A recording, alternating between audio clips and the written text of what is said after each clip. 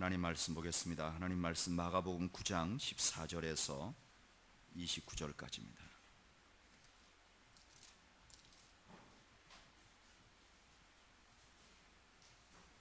마가복음 9장 14절에서 29절까지.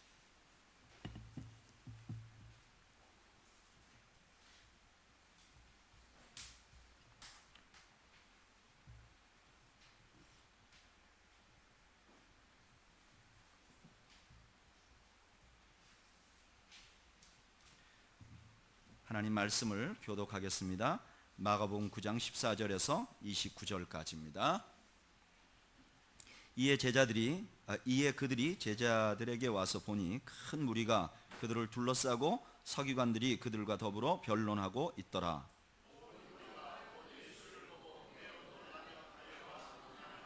예수께서 물으시되 너희가 무엇을 그들과 변론하느냐?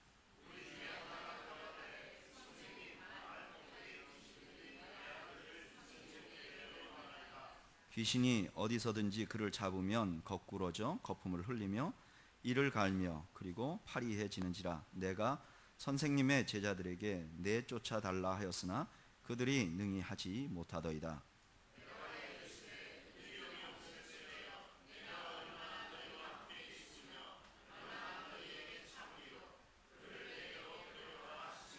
이에 데리고 오니 귀신이 예수를 보고 곧 그 아이로 심히 경련을 일으키게 하는지라. 그가 땅에 엎드려져 구르며 거품을 흘리더라.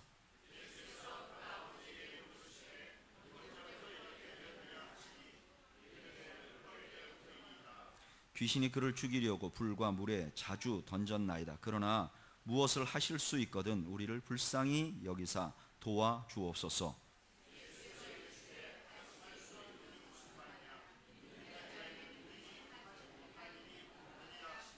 곧 그 아이의 아버지가 소리를 질러 이르되 내가 믿나이다. 나의 믿음 없는 것을 도와주소서 하더라.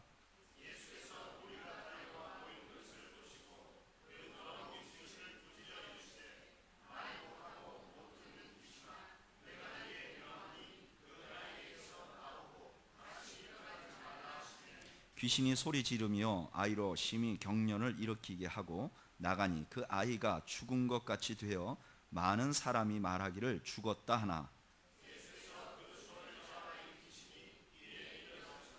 집에 들어가심에 제자들이 조용히 묻자오되 우리는 어찌하여 능히 그 귀신을 쫓아내지 못하였나이까? 이르시되 기도 외에 다른 것으로는 이런 종류가 나갈 수 없느니라 하시니라. 아멘. 기도하겠습니다. 하나님 우리 아버지, 저희들 오늘 하나님 앞에 예배하게 하시고 하나님 경배하게 하시니 감사합니다. 하나님, 저희들 경배하는 모든 주의 백성들에게 하늘의 신령한 복과 땅의 풍요로운 은혜를 나리워 주시옵소서.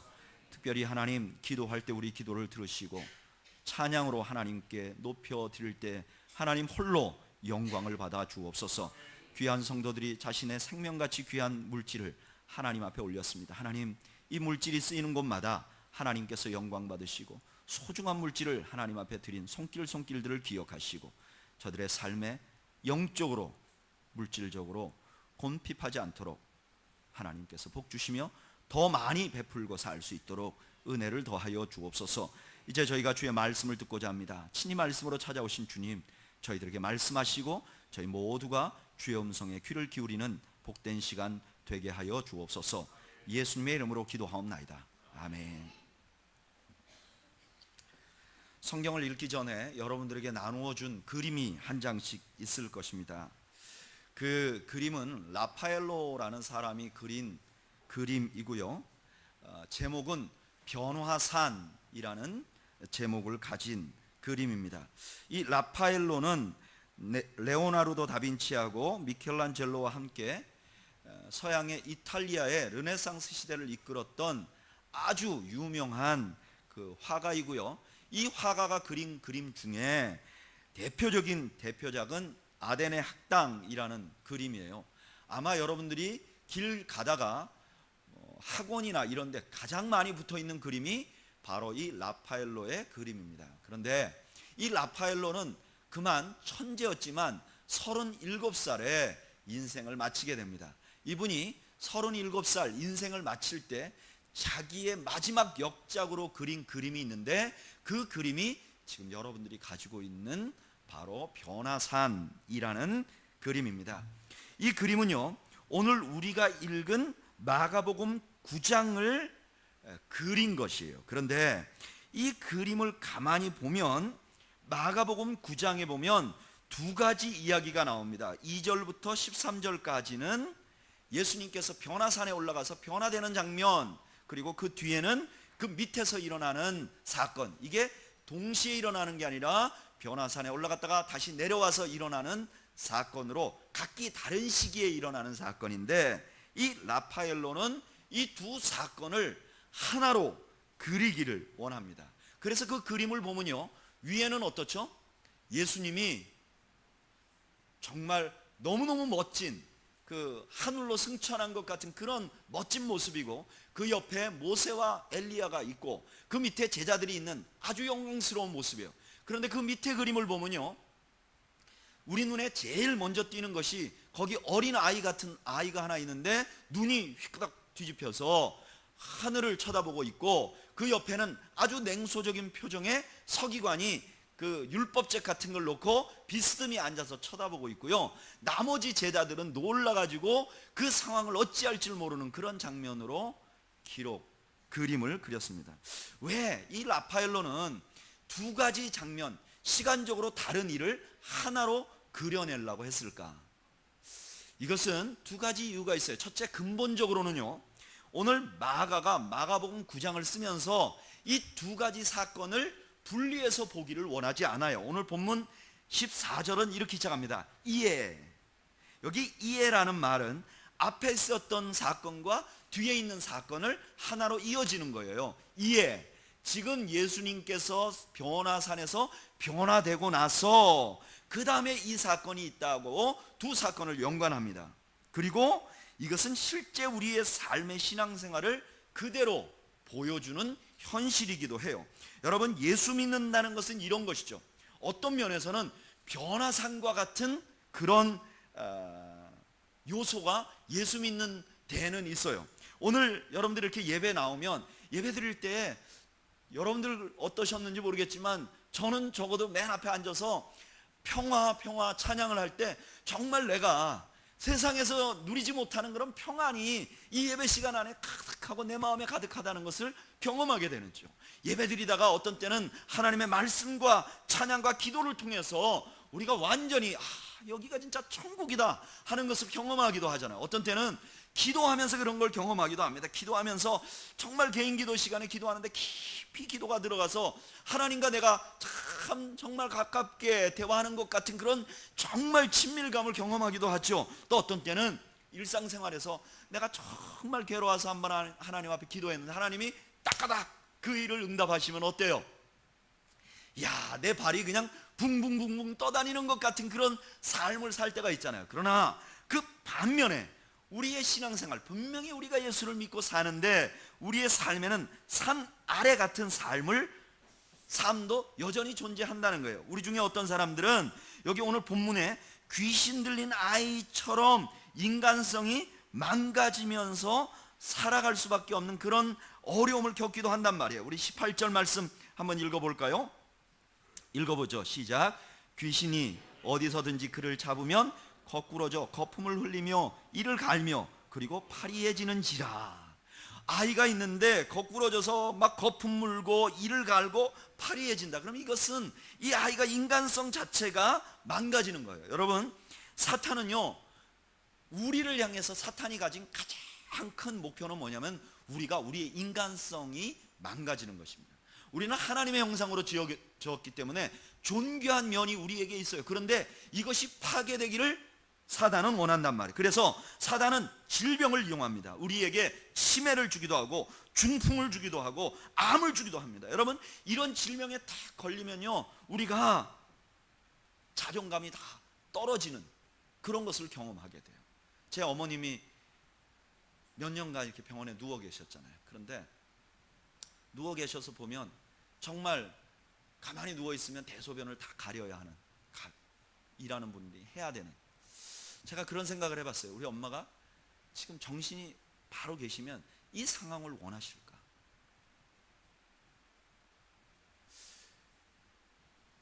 우리가 살면서 질병 때문에 우리 자신이 정말 사람의 모습으로 보이지 못하는 그런 어려움들이 우리가 겪게 된단 말이에요.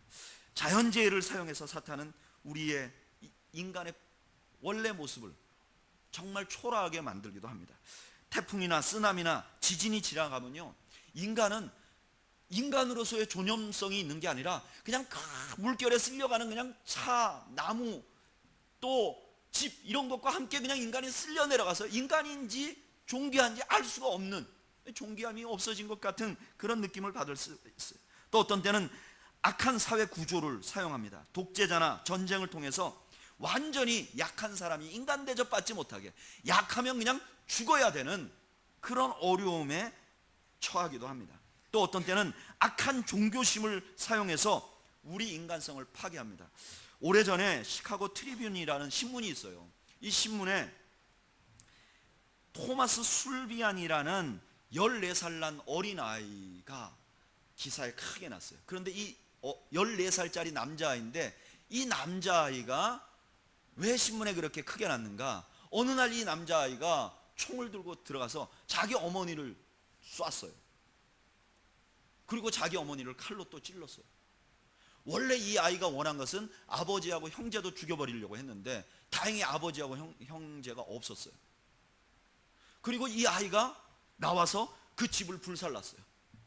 그리고 하얗게 눈 덮인 들판으로 가서 칼로 자기 목을 자기가 스스로 땄어요. 그리고 피를 눈에 뿌리고 그리고 죽었어요. 이 아이가 왜 이랬느냐? 이 아이가 쓴 글에 보니까 이 아이가 오랫동안 사탄 숭배를 한 거예요. 그래서 사탄이 그렇게 하라고. 너무나 끔찍하죠. 지금 이런 특별한 정신병 같은 현상이 아니더라도 IS라는 이슬람 그 변종들, 지금 곳곳에서 사람을 죽이고 여자들을 강간하고 전쟁을 일으키고 문화를 파괴하고 이러잖아요. 악한 종교들이 우리 인간을 파괴해 나가는 거예요.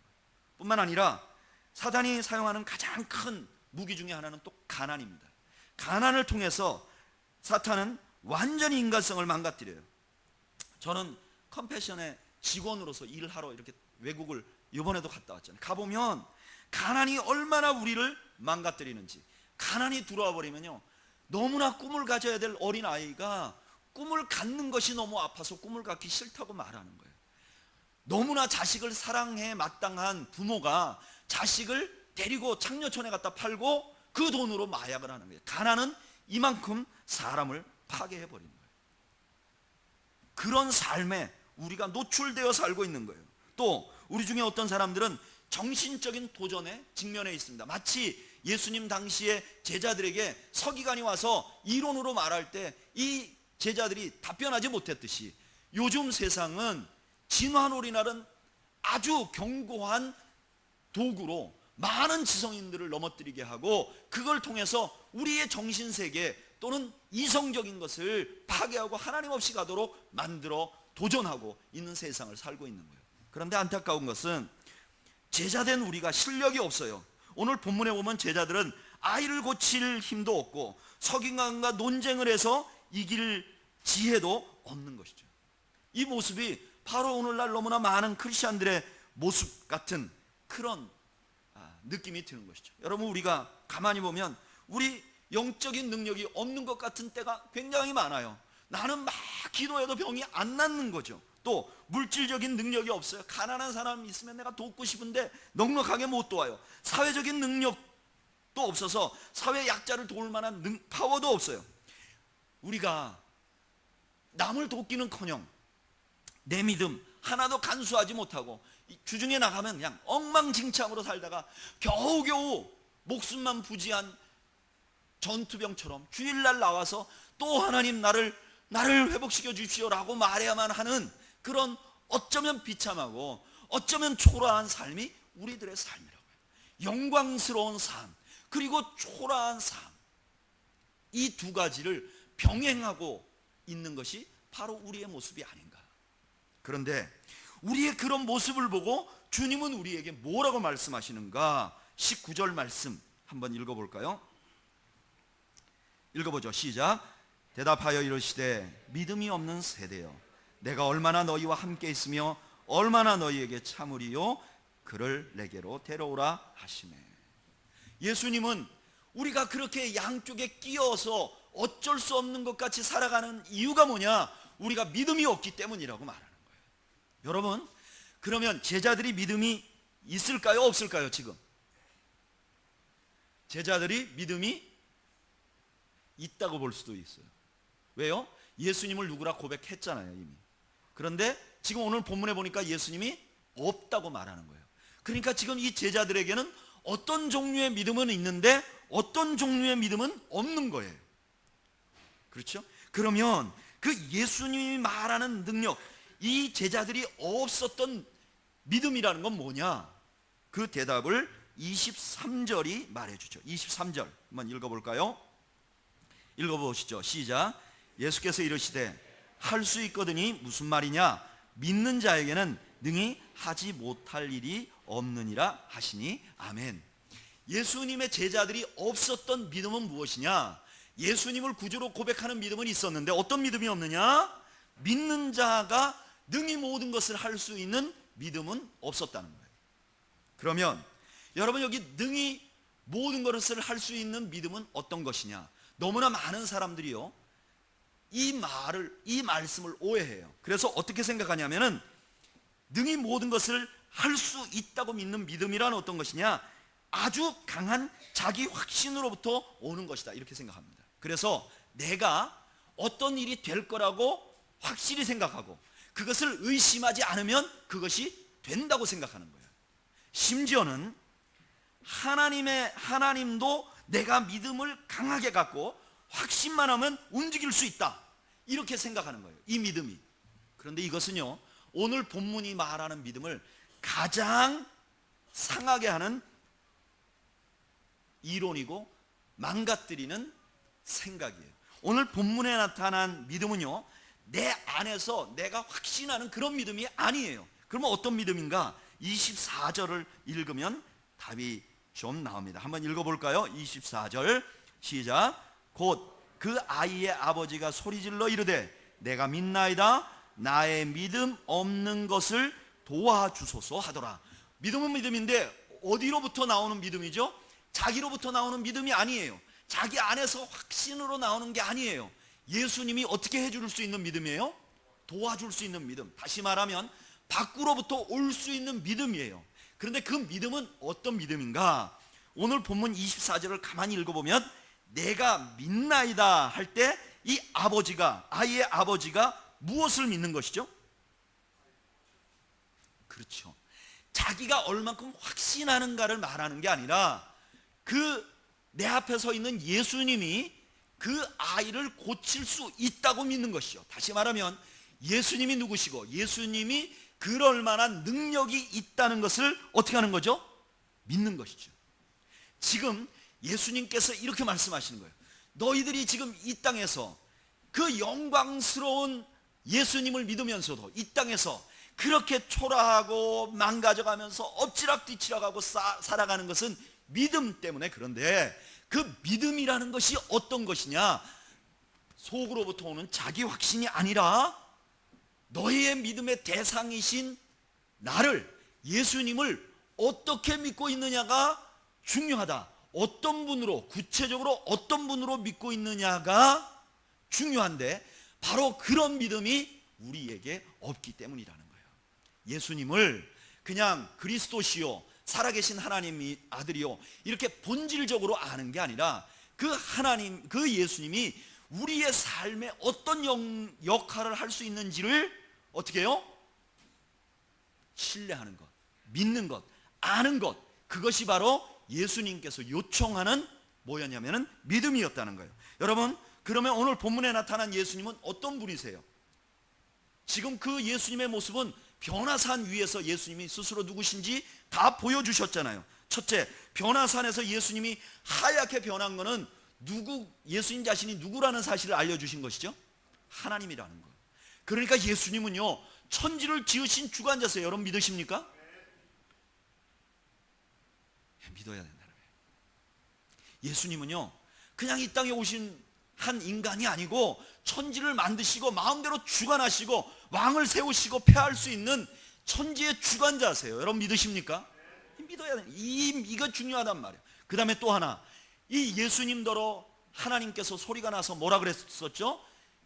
이는 내 사랑하는 아들이니 그의 말을 들어라 하는 것은 그 예수님이 누구시라는 거예요? 광야 이스라엘 백성들과 함께 거기 거하시면서 그들을 보호하시고 공급하신 하나님이시라는 것을 드러내는 것이라고 우리가 알았잖아요. 우리 예수님은 어떤 분이시냐? 광야에서 만나를 주실 수 있는 하나님이세요. 하늘에서 만나를 떨어뜨릴 수 있는 하나님이세요. 여러분 믿으십니까? 우리 예수님은 하늘에서 만나를 떨어뜨릴 수 있는 분이십니다. 왜 아멘을 안 하실까? 네. 우리 예수님은 광야에서도 물을 내실 수 있는 분이십니다. 적들로부터도 우리를 보호해 주실 수 있는 분이세요. 우리가 겪는 모든 어려움으로부터 예수님은 우리를 지켜내실 수 있는 능력이 있으신 분이십니다. 예수님이 어떤 분이신지를 성경이 계속해서 구체적으로 증명하세요. 그리고 우리의 삶에서도 그게 실제적으로 일어나도록 하나님께서 해주세요. 예수님은요 우리의 질병으로부터 우리의 인격성을 지켜주실 수 있는 분이세요. 오늘 성경에 보면 이 아이를 예수님이 어떻게 하셨죠? 고쳐주셨어요. 예수님은 우리의 질병을 고쳐주실 수 있는 분이세요. 저는 우리가 예수님의 능력으로 질병이 치료되는 것을 모두가 다 볼 수 있다고 저는 믿습니다. 여러분 한번 손을 들어보죠. 나는 태어나서 이때까지 예수님의 능력으로 병이 고쳐지는 걸 한 번도 못 봤다 그런 분. 아니 그러면 나는 봤다 그런 분 한 번이라도, 뭐 감기라도 난 봤다. 벌써 여기만 해도 증인들이 많잖아요. 증인들이 많잖아요.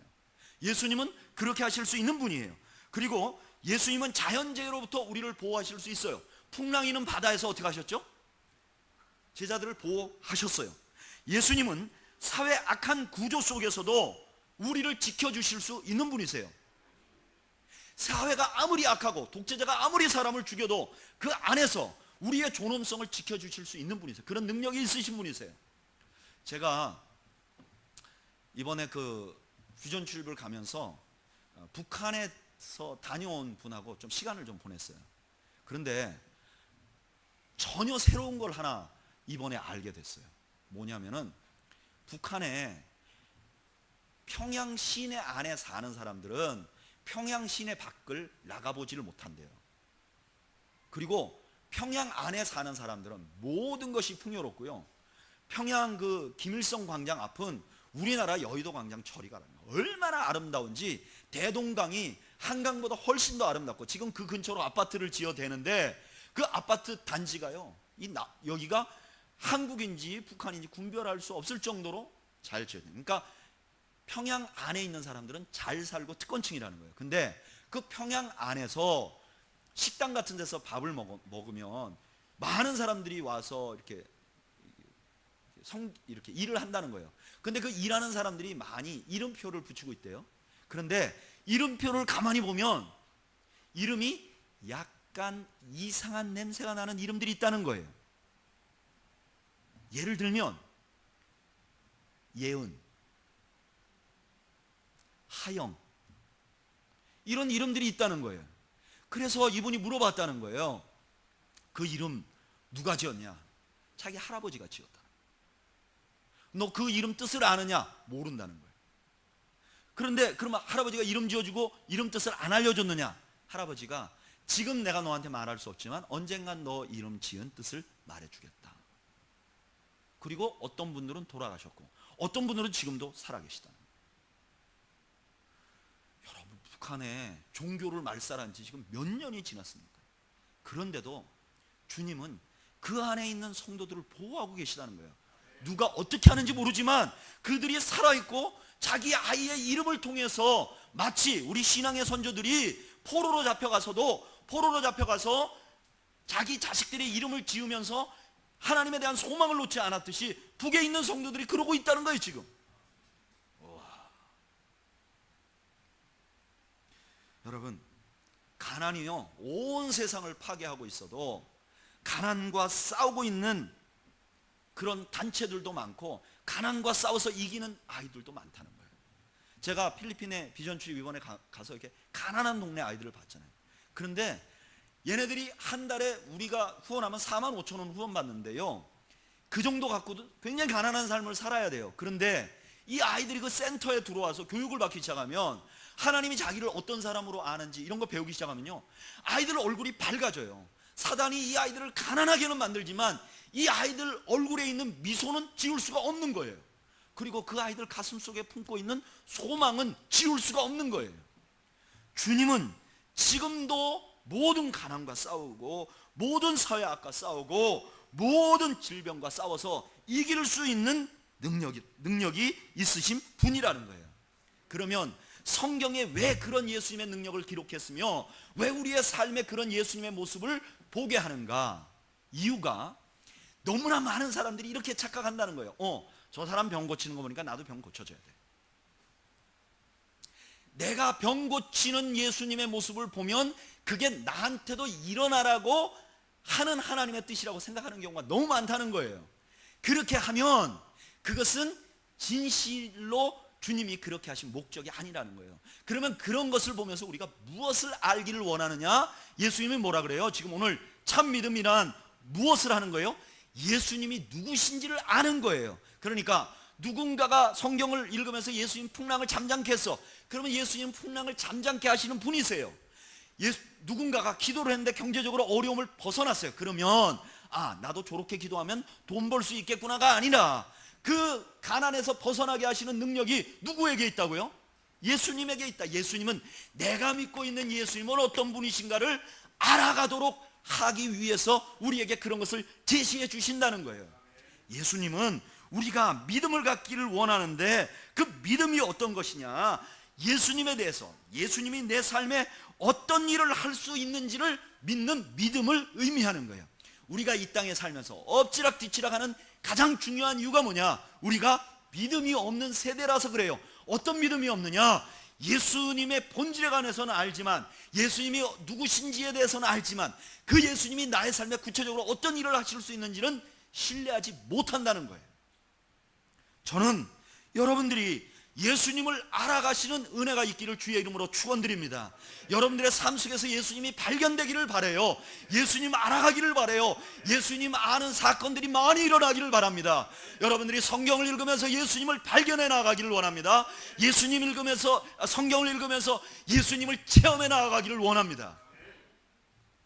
오늘 본문의 예수님은 그것을 보여주는 거예요. 바라 신앙생활이란 천성도 있고 산 밑에도 있는 삶이다. 그런데 산 밑에서 우리가 허덕이는 이유는, 그 천성의 놀라운 은혜를 못 누리는 이유는 우리가 믿음이 없기 때문이다. 그런데 예수님께서는 여기서, 마가는 여기서 말씀을 맺지 않습니다. 그 다음에 너무나 중요한 말씀 하나를 덧붙입니다. 29절 말씀 읽어보죠. 시작. 이르시되 기도 외에 다른 것으로는 이런 종류가 나갈 수 없느니라 하시니라. 아멘. 그러면 예수님이 그런 분이라는 걸 믿는 사람이 내가 그걸 믿고 있는지 안 믿고 있는지를 증명할 수 있는 가장 좋은 방법이 기도라는 거예요. 예수님을 그런 분으로 믿으면 우리가 뭐 할 수 있다는 거예요? 기도하게 된다는 거예요. 여러분, 기도가 무엇이죠? 기도는요, 두 가지예요. 하나는 내게 능력이 없다는 것을 고백하는 겁니다. 오늘 제자들이 이 아이가 왔을 때 자기들이 뭔가 해보려고 했다 안 된 거잖아요. 기도 안 해요. 여러분, 내가 할 수 있다는 사람은 기도 안 해요. 머리에 온갖 계획과 생각이 막 돌아가는 사람은 기도해도 그건 진정한 기도가 아니에요. 기도는 어디로부터 오는가? 기도는 자기 부인으로부터 오는 거예요. 내가 무능력하다는 것으로부터 오는 거예요. 기도는 내가 십자가에 죽는 것으로부터 오는 거예요. 여러분, 기도는 하나님 앞에 내가 항복하는 것임을 믿으시기를 바랍니다. 나는 아무것도 할 수 없습니다. 하나님, 나는 아무것도 할 수 없습니다. 나는 항복입니다. 나는 이 사건, 이 문제에 관해서 나는 항복입니다. 그 다음에 기도는 어떤 사람이 하는가? 기도는 주님이 누구신지 신뢰하는 사람이 기도하는 것이죠. 주님은 어떤 분이시냐? 내가 성경을 읽다 보니까 주님은 이런 분이시오. 그러니까 주님은 모든 것을 할 수 있는 분이시오. 그래서 내가 그 주님 앞에 어떻게 해요? 말씀드리는 거예요. 그걸 하고 안 하고는 누가 결정하는 거예요? 주님이 하시는 거예요. 근데 내가 말씀드리는 거예요. 주님, 여기 귀신 들린 아이가 있어요. 나는 어떻게 못해요. 그 하나님을, 그 주님을 신뢰하는 것이 바로 기도라는 거예요. 그러면 예수님께서 지금 이 땅에서 부족하다고 하는 믿음은 무엇인가? 우리 주님이 천상에만 계신 게 아니라 우리의 삶에서도 실제적으로 역사하실 수 있다는 사실을 신뢰하고 그분에게 기도할 수 있는 믿음이 없기 때문에 우리가 이 땅에서 그렇게 엎치락 뒤치락 하고 살게 된다는 거예요. 우리가 만약에 예수님이 누구신지를 신뢰하고 그분에게 기도하기 시작하면 그 주님이 우리의 삶의 환경을 바꾸어내는 것을 경험하게 될 것입니다. 내가 내 수가 아니라 하나님의 수로. 저는 어려움을 겪을 때마다 믿음이 약해서 그런지 인간적인 생각들이 많이 날 때가 있어요. 그냥 놔버릴까? 복수해버릴까?